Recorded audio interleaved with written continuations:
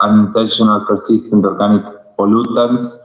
So what I want to bring today to you is a reminder of the main obligations and considerations that the Stockholm Convention has, so that everyone is goes out aware of what are the provisions and what are the important things that countries need to comply with the Stockholm Convention.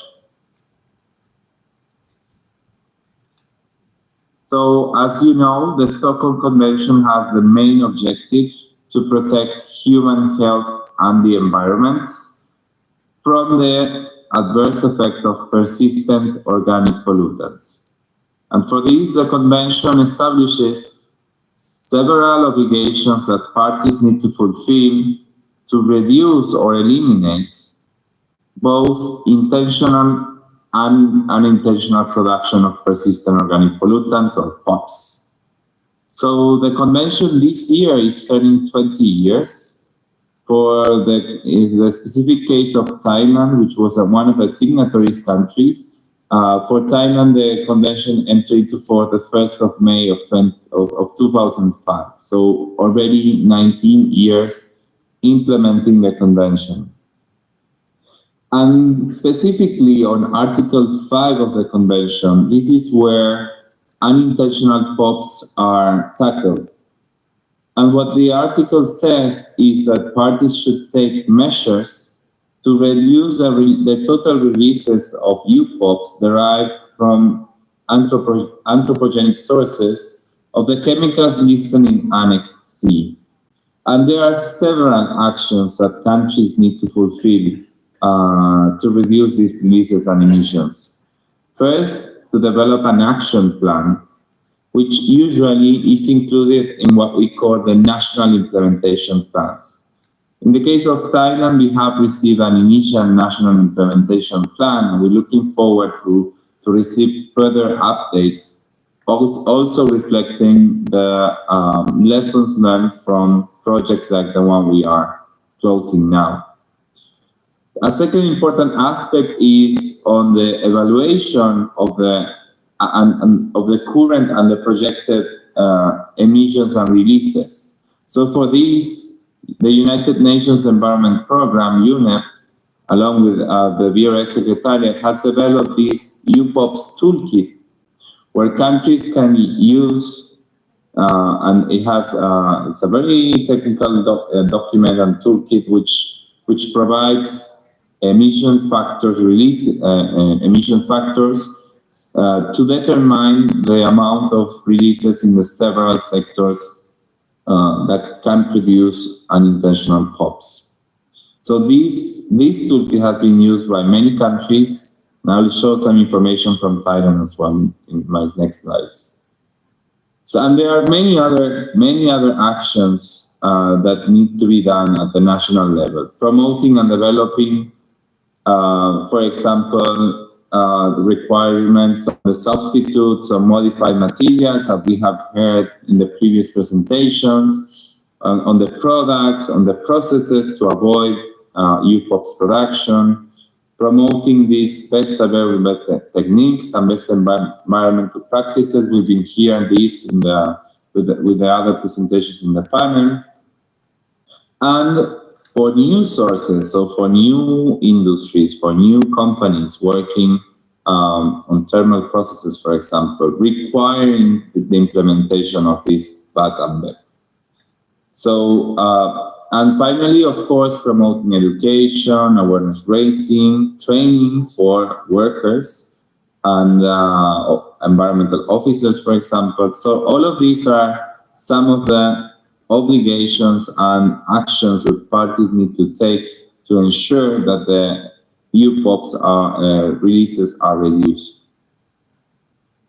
And if you go to Annex C of the Convention, if you haven't seen the Convention, I'm leaving a link that you can download it at the end of my presentation. Part 2 of Annex C actually lists some of the most relevant sources or or industrial sources of unintentional POPs production. And here we are including waste incineration facilities, including all types of incineration, cement kilns. This is a picture of one big cement kiln here in Switzerland. Production of pulp using elemental chlorine. This is also a source of unintentional POPs. And some other thermal processes, and I'm highlighting this because it's very relevant. We have here representatives of the metallurgical industry, so secondary copper production, sinter plants in the iron and steel industry, secondary aluminium production, and secondary zinc production. So all of these in industries have been listed as relevant relevant sources of unintentional POPs production. But there are many others as well. This is part 3 of Annex C of the Convention, and here you see open burning, thermal processes, dyeing of textiles, shredding of copper cable, of end-of-life vehicles, smothering of copper cables, and many other processes, some of them also related to the metallurgical industry. So, how do we know how much unintentional POPs we are producing? Well, for that, what has been established is that having a robust inventory on emissions on dioxins and furans, so PCBs and PCBFs, will allow us to know also releases from other unintentional POPs. And all measures to tackle those emissions will also reduce emission of other unintentional POPs, and adding another layer of importance because we will also be controlling and reducing production of other gases like greenhouse gases like CO2. So, adopting technologies and practices to reduce one of the UPOPs will for sure help reducing the others. And as I was mentioning, this toolkit allows you to assess which are relevant sources of unintentional POPs within the country so that you can prioritize and decide where to focus your actions. The Stockholm Convention has also provided guidance on the different processes that produce unintentional POPs. This is an extensive list of chapters of the guidelines, but I've highlighted some of them which are also very relevant to metallurgical industries and that have recently been updated. So there's a chapter on thermal processes in the metallurgical industry that was updated in 2021. The same for the shredder plants on the end-of-life vehicles, which is very relevant, and it has just been updated last year, and also the smothering of copper cables. So this guidance is available on the Stockholm Convention website, and it's prepared by a group of experts. I'm leaving the link there for you to access all of this guidance. The group of experts, which is called the Joint Toolkit and Button Web Expert Roster, which was established under the Stockholm Convention to support the development of these guidelines and provide guidance to parties on implementing this button web and complying with Article 5. Fortunately, for example, Thailand has one expert that has been actively engaged in the past with this expert working group. And if anybody of you are interested, of course, we need the nomination to come from one of the through the focal points, but everybody is invited to join. This is an open roster of experts, and we always search for expertise on many different topics. So you're welcome to look at the work that they are doing, and if interested, also submitting your application. And finally, I wanted to end my presentation with a short assessment of what has been happening in Thailand. So these are the two national inventories on dioxins and furan releases that were presented within the national report of Thailand.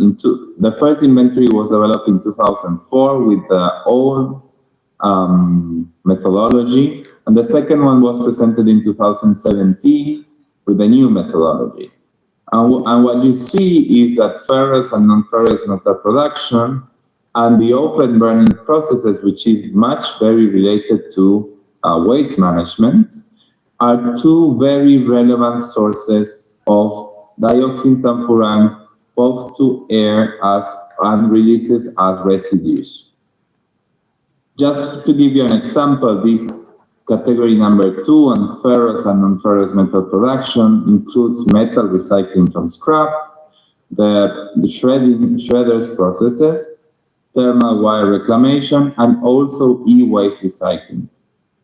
And as you can see, numbers have increased from one year to the other. These may vary because of the methodology, but also of the increased activity. If you have more recycling, if you have more metallurgical industry, of course, those numbers will raise. But what we want to see is that per amount of metal produced or metal recycled, the amount of these dioxin sulfuran should be reduced by implementing this pattern better.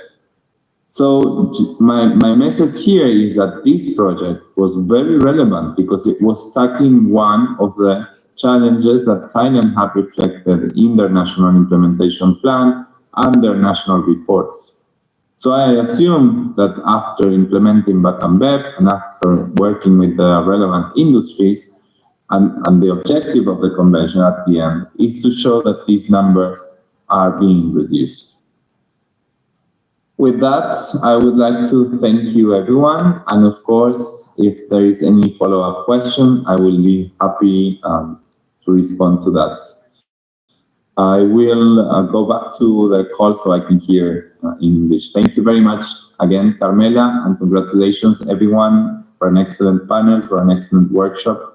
From the Secretariat, we stand ready to continue supporting all parties to meet their obligations and to achieve the goal of reducing and eliminating releases from not only unintentional POPs, but also intentional POPs. Thank you very much.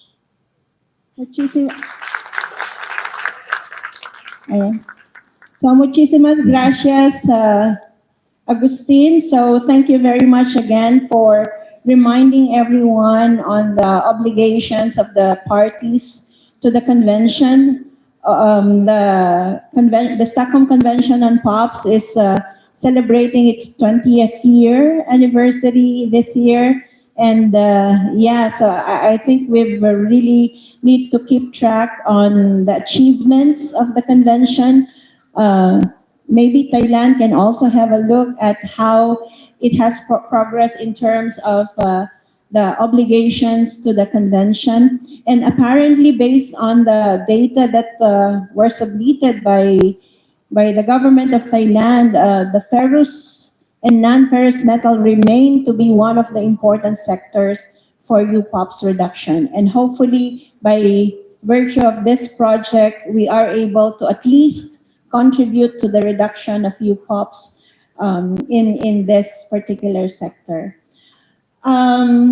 So I would like to thank all the panelists, and we are now opening the floor for questions from the audience. It has been a very interesting discussion touching on different elements that would make really, shall I say, the greening of the scrap metal recycling as vis-a-vis UPOPs reduction is coming into the whole picture, no? So there was a mention of policy, the evolution of priorities. There was, of course, mention on the economics of the whole thing, the technical dimensions of the sector, including research and development, and even trade. So again, we would like, of course, to hear from the audience their perspective on this, if there are burning issues or questions that you would like to pose to our panel. This is now your opportunity to do that.